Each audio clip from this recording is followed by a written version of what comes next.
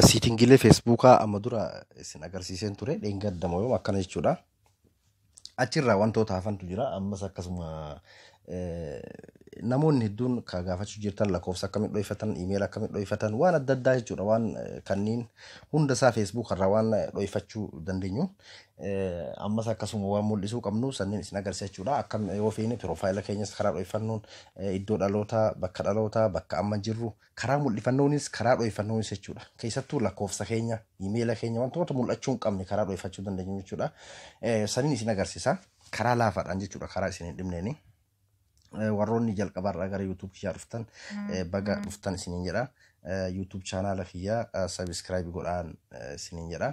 YouTube channel kiyyaa Abduu Mobile App ka jedhuu fi Abduu Mobile 2 ka jedhu jechuudha. Isaan lameen kana fakkeenyaaf YouTube kanarratti viidiyoodhaan kalee gallakkiseetu jira. Kan kalee fideen gadda gallakkisee jechuudha.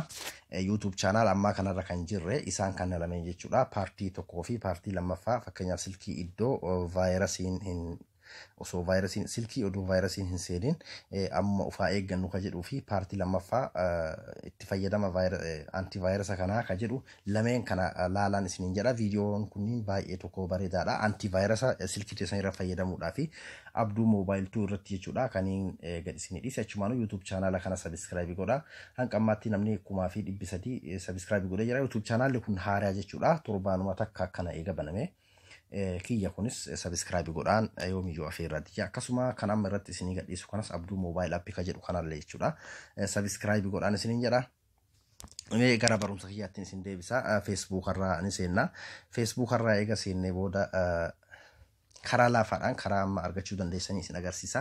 Karaa lamaan jechuudha. Asiin footoo bakka footoon keenya jiru kanarrallee seenne argachuu dandeenya. Ammas asiin siitingiilee keessallee seenne argachuu dandeenya jechuudha. Fakkeenyaaf asiin yoo fakkeenyaaf asiin barbaanne irratti ni tuyina. Eega irratti tuyinee booda akkuma beekamu kaa siitingiin biraayiviis ta'etu jira. Isii irratti ni tuyina.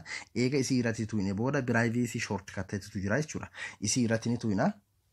Eega isii irratti tuyine kunoo asirratti tuyina jechuudha. Amma kaaniin isin agarsiisa. Kaaniin irra isinii laafa waan ta'eef footoo keenya kanarratti ni tuyina. Eega footoo irratti tuyine booda jala kanarra jechuudha. Xiqqashoo irra ol harkifnee moorteetu jira jechuudha. Kunoo Facebookuma keenya jalatti moorteetu kanarratti ni tuyina. Eega moor kanarratti tuyine view biraayiviisin shoortkateetu jira jechuudha. Kunoo asirratti ni tuyina. Eega isii irratti tuyine booda bifa kanaan nu dhufa jechuudha. Siitingiileen Feesbuukaa karaa laafaadhaan karaa kanaanis haala kanaan nu dhufuu danda'a jechuudha. Amma siitingii nu dhufe kana keessa kan gubbaa irratti ka qulfii qabu kanarratti tuyina jechuudha. Isii irratti ni tuyina.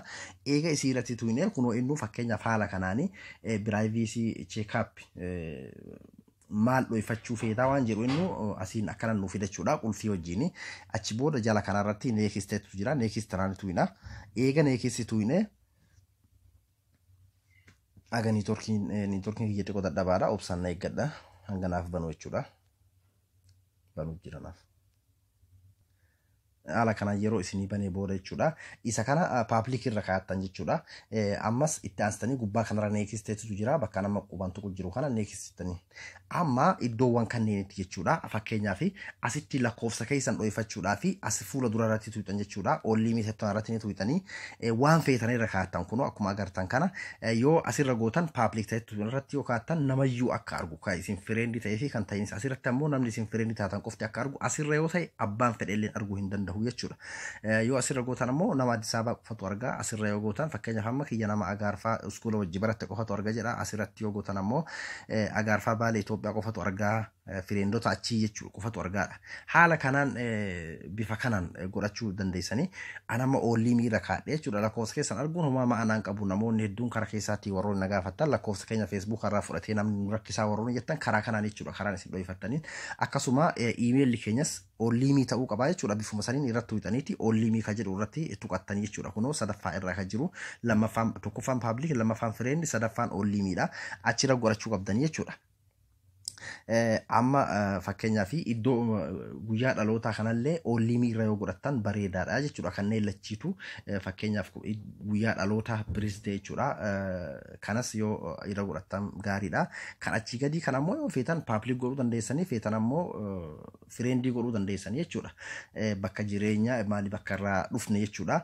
Akkasuma kunniin yoo gartee public ta'es homaa rakkoon qabu akkasuma kun ammoo iddoo jireenyaati yoo feetan kanallee bakka feetan godhachuu dandeessanii yoo dhoofachuu feetan akkuma kaaniitti jechuudha asirratti tuuxaniiti bakka feetan godhatan oolliimiidha yoomiyyuu kana kan sadaffaa kana yoo dhoofachuu feetan jechuudha oolliimii irratti tuuxanii jechuudha haala kanaan jechuudha fakkeenyaaf haala hojii keessaniis yoo duraan irra waan irratti guuttattanii jiraattan hundaa'u haala kanaan amma public godhadhe fakkeenyaaf ani bifa kanaan jechuudha educationii keessan fakkeenyaaf kun asitti amma oolliimii irra godhe jechuudhaan kanas haala kanaan godhattanii eega jettanii booda waan jijjiirtan eega jijjiirtanii booda gubbaa kanarra neekistatu jira neekistaa irratti tuuxan jechuudha akkasuma abilikeeshinota isinitti fayyadamtan keessa abilikeeshina Facebook irratti mul'atu jira fakkeenyaaf yoo nan itti fayyadame abduun abilikeeshina kana itti fayyadama jedhee kana himutu jira amma abilikeeshina kana anatu oolliimii irra kaa'e malee yoo public irra kaa'e namni na argaa jechuudha akkan abilikeeshina kanatti fayyadamu abilikeeshina nu basaasu jira amma dur viidiyoo kana isinii dalageetiin jira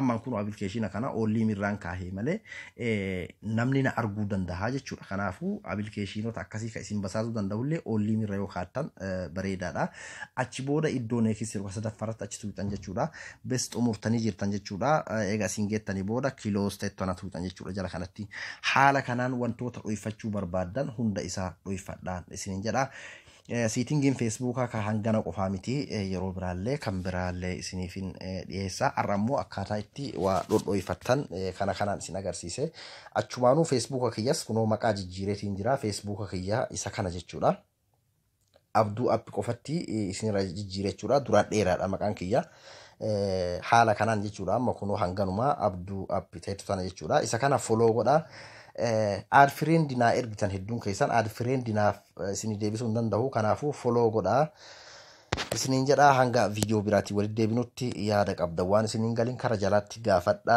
akkasuma lakkoofsa WhatsApp kan viidiyoo kanarratti isinii maxxanse kanarraa fudhaatii yaada yookiin qeeqa yoo qabaattan yaada keessan kaa'achuu dandeessan WhatsApp irratti hanga viidiyoo biraatti walitti deebinutti nagaannaa tura assalaamu alaykum wa rahmatullahi wa barakaatuh